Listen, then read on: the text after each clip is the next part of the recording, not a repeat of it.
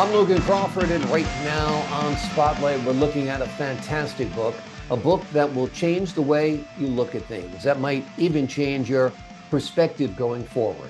It is called Dancing with My Soul, a collection of poems, thoughts, and photographs. It is written by Sarah Catherine Smith. It is a captivating tale of self-discovery, raw emotions, and life's moments encapsulated in poetic words and evocative photographs.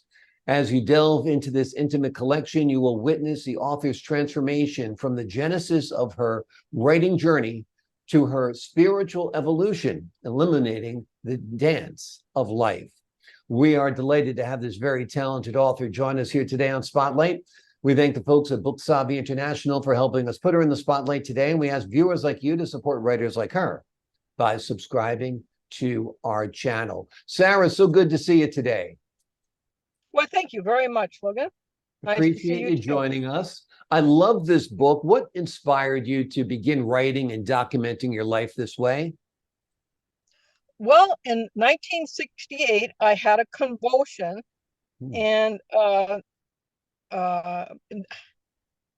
male friend of mine told me that one of the reasons why I had this convulsion was because I kept everything inside and that I should start writing. So that was September of 68 when I had the convulsion. And then a couple months later, I started writing. I just started writing my thoughts down, just started writing everything down. And a couple years later, I got the idea to publish the book. That's great. So that's been a 55-year book in the making because you've been writing your thoughts down. So I guess you had a lot of notes and a lot of writing to go through and decide what to include and what to keep out, right? Well, yeah, I actually, the first, it's been redone like 3 different times. This, I don't know if you can see this. Yep, I see This it fine. this is the first, this is the first, First edition of the book.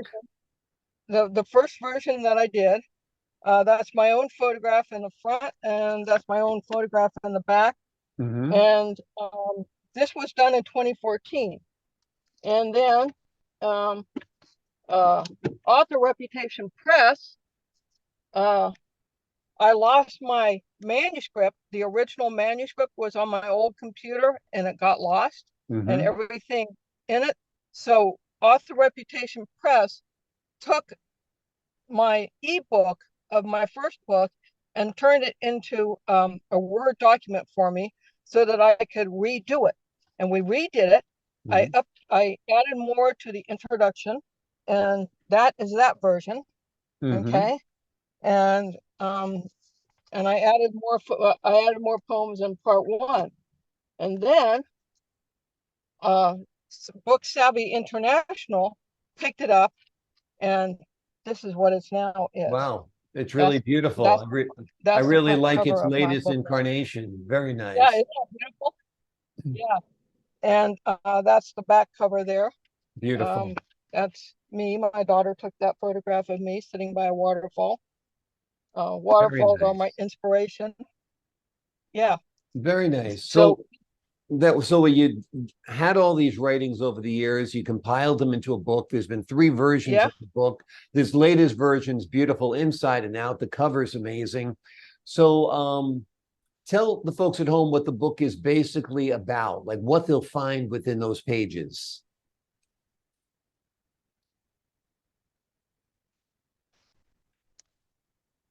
I didn't hear what you said. I was saying, tell the folks at home what the book is basically about. Hello?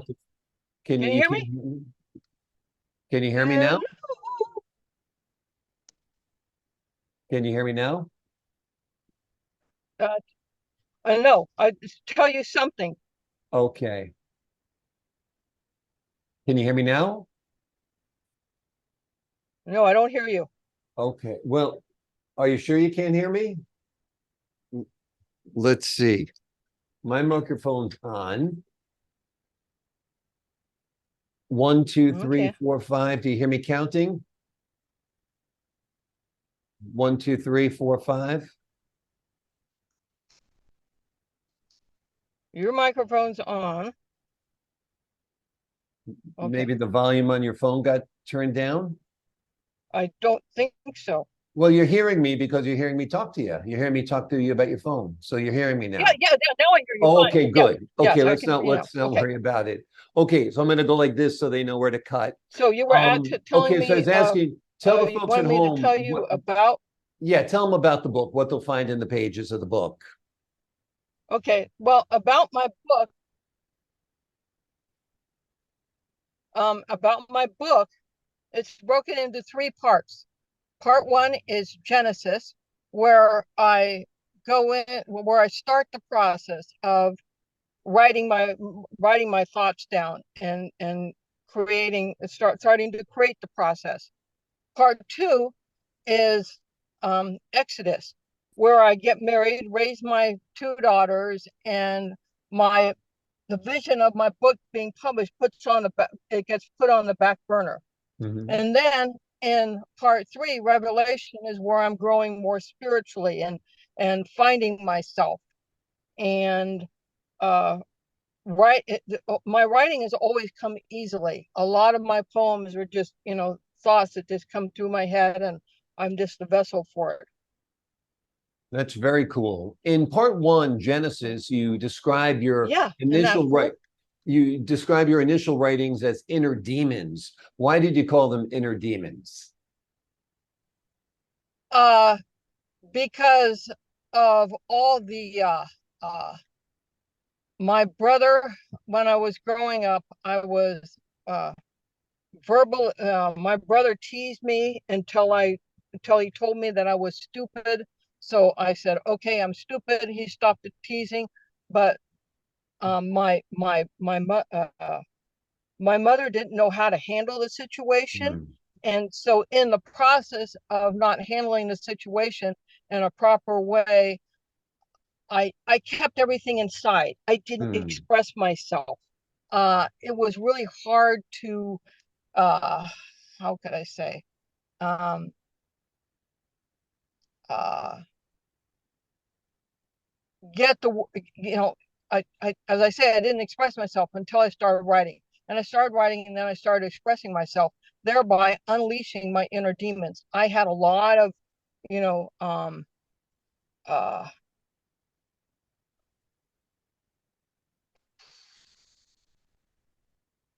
bad thoughts about myself. Hmm. uh I had very, very low self-esteem. My mother didn't want me as a she wanted a boy, and I was a girl, and Hmm. on down the list. I wasn't loved. I didn't feel loved. I didn't feel appreciated. Growing up was a very difficult situation, and those are the demons that I'm talking about. Yeah, yeah, I'm sure. It's a difficult road for many of us. Some have it worse than others, that's for sure. Do you feel Yes, that, go ahead, we all what? we all have those inner demons. We all have those conflicts that we need to uh unravel. So yeah. Yeah, I guess it felt good to get those words out and put it on paper and, you know, expunge all of that from your life, right? Yes, Yeah, yes, it did feel good. almost therapeutic in a way, right? Yes, Yeah, yeah. Do you think many yeah. women have similar experiences?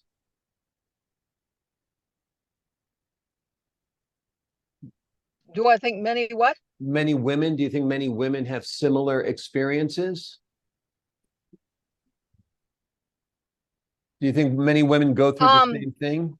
I think a lot of I think a lot of women go through the same thing I went through. There are a lot of people that uh, women, but men too, that face a lot of issues that they have a hard time um, confronting. And some of us never confront them and unleash them. Some of us keep them inside of us for a long time. Yeah. Absolutely. In part two of your book, Exodus, you kind of talk about balancing the responsibilities of marriage and motherhood. Tell us a little bit about that. Yeah. Um, well, my I was married. Let's see. I was married a total of 25 years to that man. I finally got the courage to get out, but that's down the road. That marriage was. I had two daughters, two beautiful girls. I was not a very strong woman. I was not a very. I didn't feel like I was a very good mother, and I didn't write a whole lot during that period because I was busy raising my family. I was busy doing the best I could with what I had, with what I knew. Yeah. And some of the pieces in that period were actually very good. Yeah, you found time between the responsibilities to do a little bit of writing. It seems your whole life you kept with that vow of writing so you wouldn't have those suppressed feelings. And in part 3 of the book, you talk about spirituality and healing and progression as a writer. Tell us about that a little bit. Well, when I got divorced from my husband, I filed for divorce. He was abusive to me, verbally, mainly verbally, but also physically. He was a drug addict, and I finally got the courage to file for divorce. And when I filed for divorce, I heard these words that, "Well, it's about time." And from that point, my life sort of shifted, and I started healing myself. I started going to spiritual retreats. I started taking classes and workshops and uncovering who I really am. Yeah. One of the things that let's see, when was that? Let's see, I can't remember when part 3 starts. Let's see, part 3 started in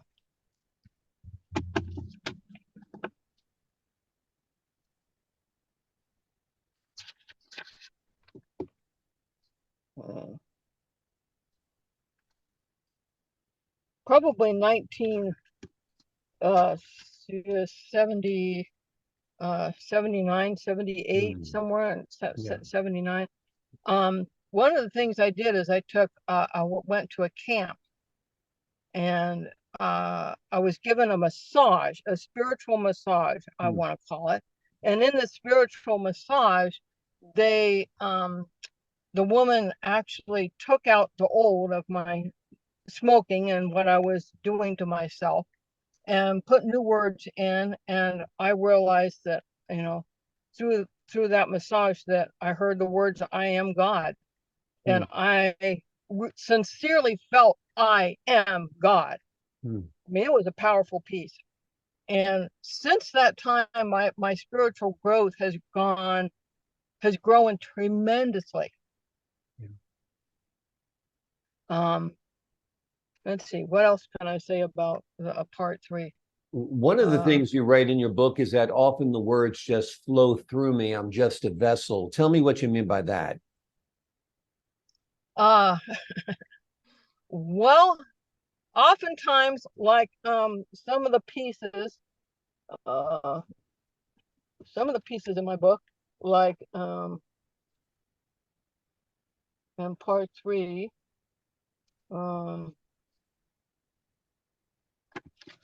touch of green in the creek, wherever that is. I can't remember where that is. A touch of green in the creek. I was sitting by a creek, right? And I wrote this piece, and the words just flowed through me, and I just wrote them all down. Do you want to read that piece to us? I'm going to read it to you. Awesome. A touch of green in the creek. Water flows into a pool, easing with the currents over submerged rocks. A tiny green leaf is the cross. Perfect form, perfect symmetry, becoming one with a brown moss-covered rock. I am this leaf. Perfect form, perfect body, one. Now a pine needle attaches itself to this touch of green in the creek, becoming one with it, dancing, embracing the one I am. That's beautiful. So Very a lot beautiful. of the pieces just, as I say, I'm just the vessel. Yeah, God is speaking through me, and I have a pencil and I just write down the words, and so it's like, and amazing. it's done. Amazing. I often, most of the pieces, I don't have to do any editing to them. It's amazing. It's a beautiful work. Do you feel that recognizing beauty in our surroundings connects us and makes us live more fully?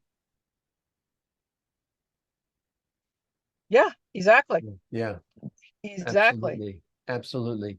Tell us a little bit about the photographs in the book.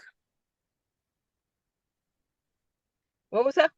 Tell us about the photographs, the pictures in the book, the photographs. The photographs. The photographs are all photographs that I've taken all over from northern California, the Bay Area, Marin County, up here in northern Idaho. I took a trip to Bali. Some of the pictures are of Bali. There's a couple of them of Monoma Falls. There's a lot of them have water in them. Mhm. Most of them have water in them. Uh, Waterfalls are my inspiration. I get a lot of my inspiration from waterfalls. Just being around flowing water just lifts my soul up so much. And let's see, my a lot of them also have hearts in them. There's like some of the photographs have like a spiritual. There's like you can see a heart in a photograph itself. Amazing. Amazing. Tell us a little bit about embracing our own paths of self-discovery. This book is basically about self-discovery, and I think it encourages other readers to find their own path of self-discovery. Don't you think? Tell us about that. Yeah, yes. Self-discovery is an individual path, but oftentimes we are all um on that path of self-discovery. I don't It's like we're on our own roads, yet it's a common highway that we're all traveling it together, but each route yeah, is kind of unique. Do you have a poem or something in your book that you could read yes. to us that illustrates that? That'd be wonderful. This is something that I wrote that just Mhm. came to me. Life is a dance with a divine, fully expressing each moment. In order to open up to this dance and live, we must become aware of the glorious beauty that exists everywhere around us.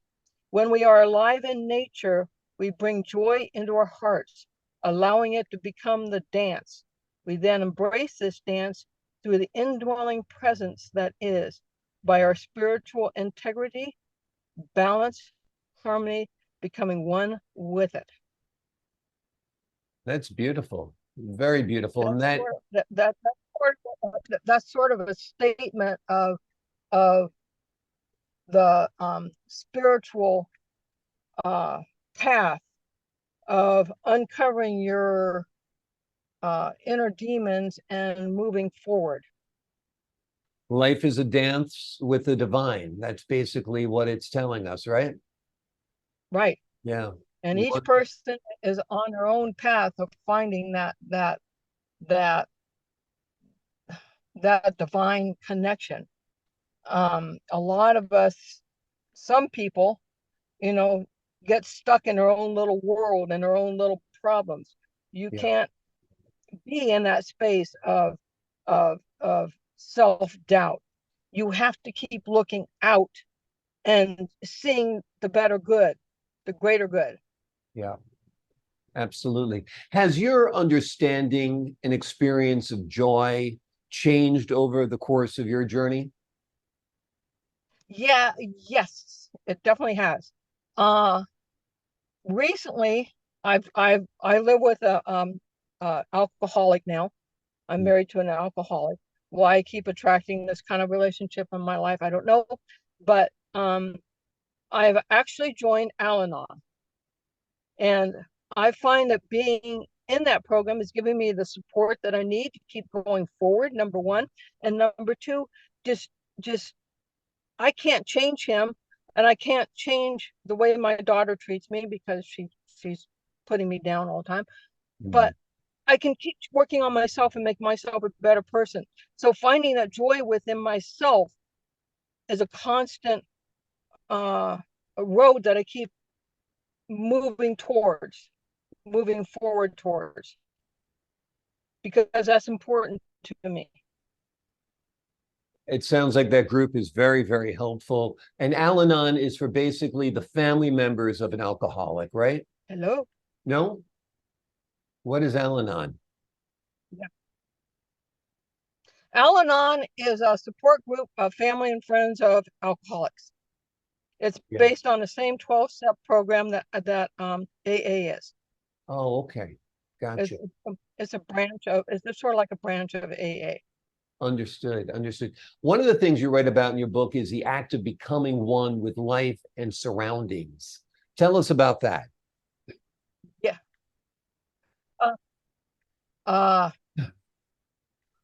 Well, we are all connected with everything that is. We are connected with every branch and every tree, every waterfall, every raindrop that falls. See, it's raining outside now. It hasn't rained here in a long time. Every raindrop that falls from the sky, every atom, every little thing, we're all connected. They're all spiritual connections for us to keep moving forward. And when we keep that connection, we open up to the greater good that is us. Very true. Very true. The more we're connected to nature, I think the more complete we are within ourselves. Tell us a little bit about how your book inspires readers to pursue their own passions, regardless of the challenges that we face in life. Each one of us has different passions. It's important to follow our passion, to find that joy within that keeps moving us forward. I mean, passion can be, I actually wrote a book on passion. It can be, I mean, I wrote a poem on passion, excuse me. Passion can be it can be a dream. It can be something that brings it, of course, it brings us joy, and that lifts our heart to a higher place. Does that answer your question? Oh, absolutely. Is there a poem you'd like to read and share with us before we leave you today? Let's leave the viewers with another poem. While Sarah's looking for that poem, I'm going to tell the folks at home once again the name of the book. It is called Dancing with My Soul. It is a collection of poems, thoughts, and photographs written by Sarah Catherine Smith. It is an incredible journey of self-discovery. It includes raw emotions and the beauty of life's moments captured in wonderful poems and wonderful photographs as well. You will love diving into this intimate collection and witnessing the author's transformation from her genesis of the writing career that she began to her spiritual revolution. And it looks like you found that poem now, Sarah. Do you have that poem for us? Okay, so this poem, it's called In the Silence. This is my latest piece that I wrote. In the silence, there is stillness. There is stillness. In the stillness, peace exists. The sounds, smells, what we see, hear, and feel come alive, God. As we live in this silence, we dwell in the present moment now. Wonderful. Very beautiful. I love the spiritual connection of your work as well. It's a short piece. Sure. It's short, but it has a lot of impact. Sarah's book, again, is called Dancing with My Soul. It is a collection of poems, thoughts, and photographs. It is written by Sarah Catherine Smith. It's an incredible journey of self-discovery, as we told you before, and it's a wonderful collection of poems and photographs. I'm Logan Crawford, thanking you for your time, this time until next time on Spotlight.